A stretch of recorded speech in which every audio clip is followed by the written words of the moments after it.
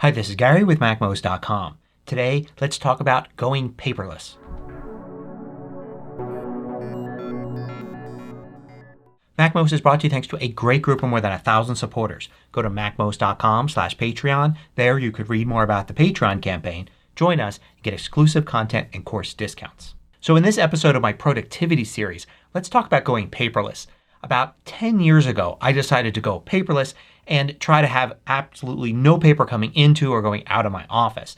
Now, it's almost impossible to achieve absolutely no paper, but I'm getting pretty close. So the first thing I did was I tried to get rid of all of the paper I already had. I had a whole filing cabinet filled up with 10 years worth of paperwork. Every bill, every receipt, every notice I got from a company, that all went into a filing system, and I kept it by year. So at the end of every year there'd be a big box of paper with that year's date on it. To convert that to digital, I bought a scanner that would allow me to put a lot of paper into it and it would just scan through all of it.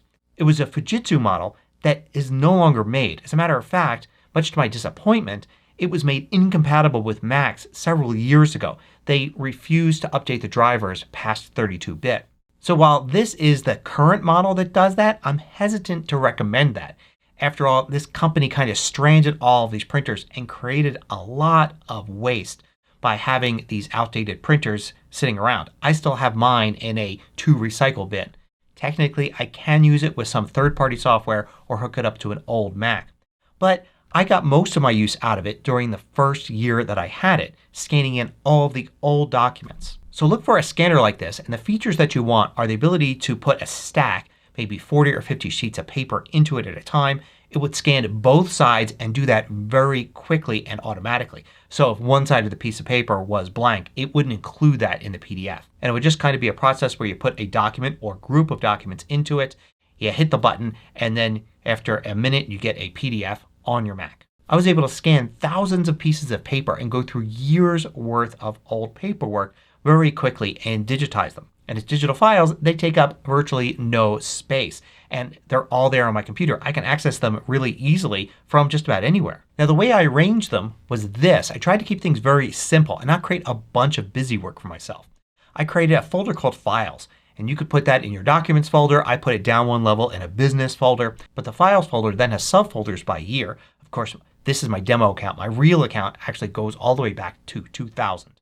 And then in each year there are a bunch of documents in it. And I would use the naming technique where I try to start with a Julian date like 2021, 02, 15, and then a bunch of words that describe what's in it. When choosing the words, I would think about what I want to search for. If I'm looking for an old water bill, I'm probably going to search for water. So make sure that name is in there.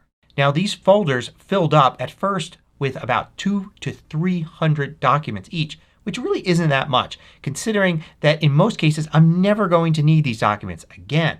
And in cases that I do, looking through documents with names like this, if there's 200 or 300 of them, it's only going to take me a few seconds to locate what I want. Plus, today's software is a little bit better than what they had 10 years ago. Most of today's scanning software will actually recognize the words in there and add that to the PDF. So if you search for the contents of the document, even though they're scanned images really, you should be able to come up with results that bring up the words in the PDF. Now the second step was reducing the amount of paper coming into my office. So this was a matter of going through everybody that sent me things in the mail and seeing if they had a paperless or online only option. In most cases I was able to find that. Simply by switching to online billing, for instance, for most services, I was able to avoid actually getting any paper bills. Other companies like health insurance usually have options for only getting documents by email. And some companies you can even avoid email and they'll just have all the online documents that you need when you log into your account, and you can download them as a PDF if you want, but you're never going to get sent anything by mail unless you request it. So in the early 2000s I probably had a pretty large box of paper coming in every year, but by 2015 or so I was able to reduce that to just a few inches of paper per year. So now that scanner no longer works for me, I actually scan in two ways. One is I have a multifunction printer that actually allows you to feed documents into the top and scan them.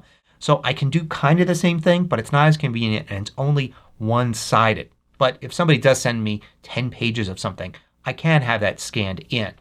Otherwise, if it's 1 or 2 pages, I use my iPhone to scan. Just use the function in the Files app to scan a document and create a PDF. And since this Files folder is in iCloud Drive, I can do it directly from my iPhone right to a file here. Now I don't bother putting it into a folder right away. I usually have new documents just sitting outside of these folders and I let them accumulate for a little while, and every once in a while I go in and I grab these and I'll drag them into the appropriate year. This way I can just scan or drag something into the Files folder, which I keep here under Favorites, and worry about putting it into the subfolder later on. The boxes are labeled by year and I could probably toss them or shred them right away, but I've got room so I keep them around for the traditional 7 years and then I have them shredded. Now the great thing about PDFs like this is that I could also add online receipts. So for instance if I pay a bill online and then there's the screen saying you can print your receipt, then I print but I save as PDF and then add it here just like it was something I scanned.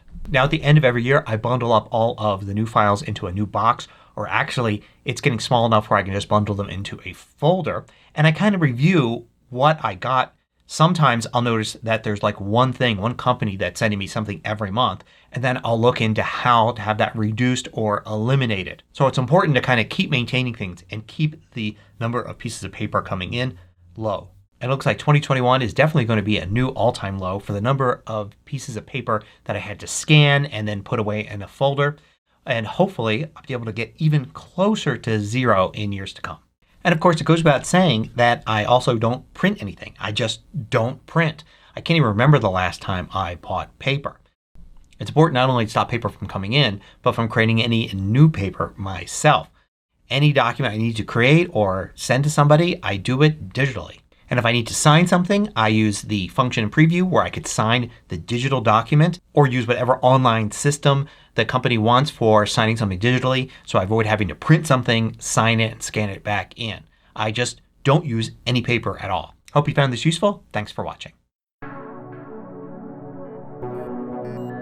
If you liked this video, click the thumbs up button below to let me know. I publish new tutorials each weekday. Hit the subscribe button so you don't miss out.